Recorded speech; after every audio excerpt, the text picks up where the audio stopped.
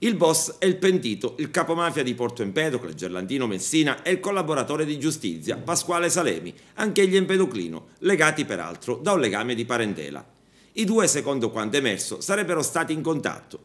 Gerlandino Messina, durante la sua latitanza, avrebbe mantenuto, almeno telefonicamente, un rapporto con il collaboratore di giustizia e cugino, Pasquale Salemi.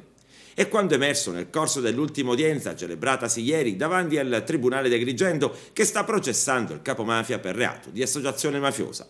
A rivelare il dato è stato il colonnello Salvo Leotta, già comandante del reparto operativo di Agrigento, artefice della cattura del latitante avvenuta a Favara il 23 ottobre del 2010 ed oggi impegnato in un incarico in Cile. In uno dei pizzini trovati nel covo di Favara, ha detto l'ufficiale rispondendo alle domande dell'avvocato Salvatore Pennica, difensore del boss empedoclino, c'erano 3 numeri di telefono. 2 non erano più attivi, il terzo era in uso a Pasquale Salemi. Leotta, oggi in servizio all'ambasciata italiana in Cile, non ha aggiunto altro sull'eventuale contatto telefonico tra i 2 cugini.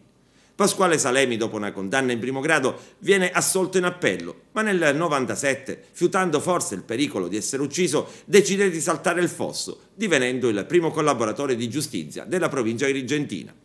Al commissario di polizia Marco Staffa, allora dirigente a Porto Empedocle, Salemi racconta fatti e misfatti della cosca agrigentina. Rivelazione alla base della prima maxi operazione antimafia denominata Acragas del marzo del 1998. Salemi però omette di accusare proprio Gerlandino di un omicidio.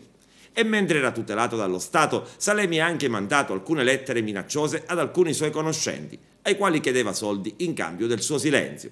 Ci penserà un altro pentito empedoclino, Alfonso Falzone, a coprire queste mancanze.